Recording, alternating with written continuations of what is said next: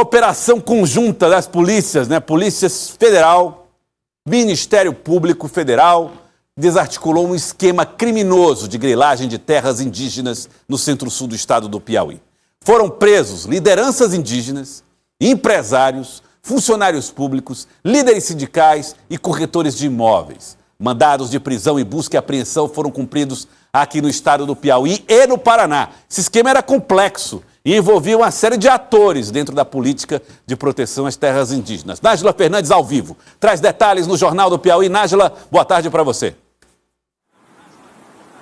Oi, Joelson, boa tarde a você e a todos que estão nos assistindo agora. De fato, Joelson, um esquema bem complexo e, como você já destacou, envolvendo diversos atores de vários setores, inclusive aqui do nosso estado, um dos estados alvo dessa operação que foi deflagrada hoje pela manhã pela Polícia Federal. Trata-se da Operação Aldeia Verde, que tem o objetivo justamente de desarticular esse esquema criminoso que era responsável pela obtenção de forma irregular de terras indígenas. Inclusive uma investigação que teve início ainda em 2022, instaurada pelo Ministério Público Federal. A gente tem inclusive alguns dados importantes que nós vamos passar agora, informações repassadas, já divulgadas pela própria Polícia Federal. E como você destacou, Joelson, 2 estados alvos dessa operação, o estado do Piauí e também o estado do Paraná. Sobre os mandados que foram cumpridos durante a Operação Aldeia Verde, temos 2 mandados de prisão preventiva e 5 mandados de busca e apreensão. Aqui no estado do Piauí, nos municípios de Teresina, Currais e Bom Jesus, ou seja, aqui no estado do Piauí, 3 municípios onde a Polícia Federal deflagrou hoje pela manhã a Operação Aldeia Verde. Já no estado do Paraná, nos municípios de Mamboré e também Maringá.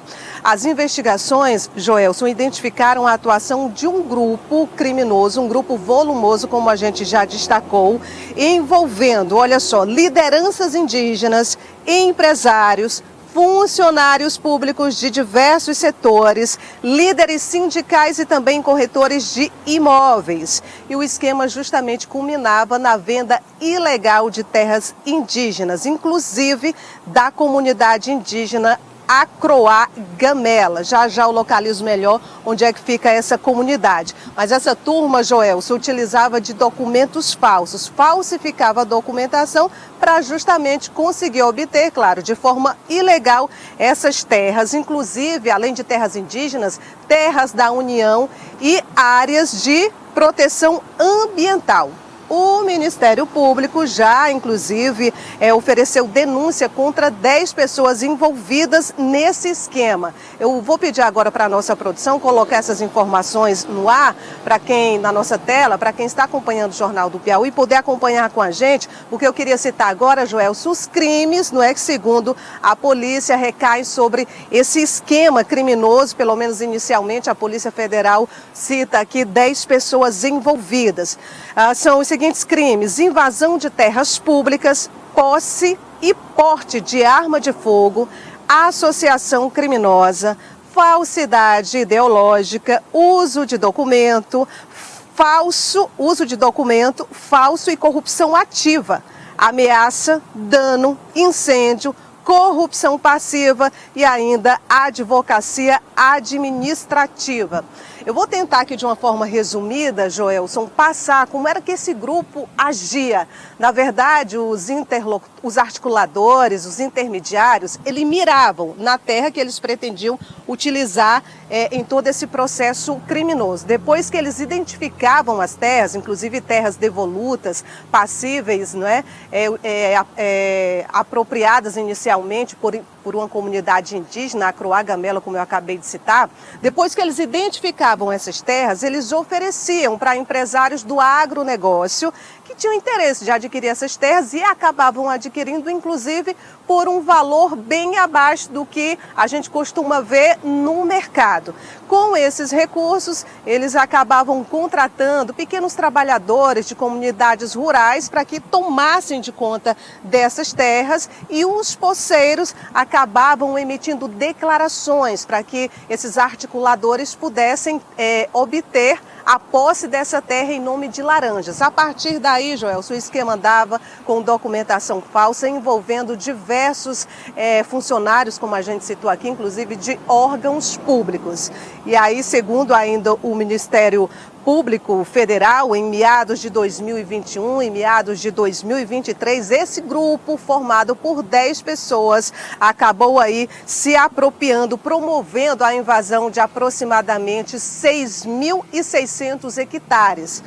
Terras indígenas, repito, aí dessa comunidade indígena Acroagamela, em localidades que ficam no Morro da Água e Barra do Correntinho, nos municípios piauienses de Baixa Grande do Ribeiro, Uruçuí, Bom Jesus e também Currais. A investigação Aldeia Verde segue em curso, Joelson. Então, como eu disse aqui, essa operação de hoje é apenas um dos desdobramentos dessa investigação que teve início ainda em 2022. Continua, certamente outros desdobramentos virão e novas informações a PF vai adquirir, incluindo provavelmente outros envolvidos nesse esquema grandioso de grilagem de terras indígenas no Cerrado Piauiense. Joelson. Obrigado, Nájila, pelas informações aqui pra gente no Jornal do Piauí. Olha só esse trabalho. Primeiro, as terras indígenas foram demarcadas, definidas, estabelecidas em lei. E tudo isso, para que seja necessário, para que seja possível funcionar aquilo que está estabelecido em lei sobre terras, é preciso que a gente tenha presença do Estado forte, nas cidades principalmente do interior, como é o caso do sul do Estado, sudeste do Estado. É preciso que a gente tenha cartórios reforçados, é preciso que a gente tenha documentação e história das terras, é preciso que INCRA atue muito bem, INTERP seja fundamental. Enfim, é preciso um aparato muito grande para garantir a proteção dessas unidades. Porque não adianta eu conceder um título de terra aqui para o Edivan Visgueira e eu não tenho uma estrutura que vai acompanhar se ele está explorando a terra, se ele está vendendo, se ele está arrendando, se ele está alugando, ou se ele nunca nem foi lá. Então, é realmente muito complicado. Criar as leis de proteção é um passo que se dá. A fiscalização, utilização e exploração dessas áreas, aí depende da presença constante da atividade fiscalizadora dos estados.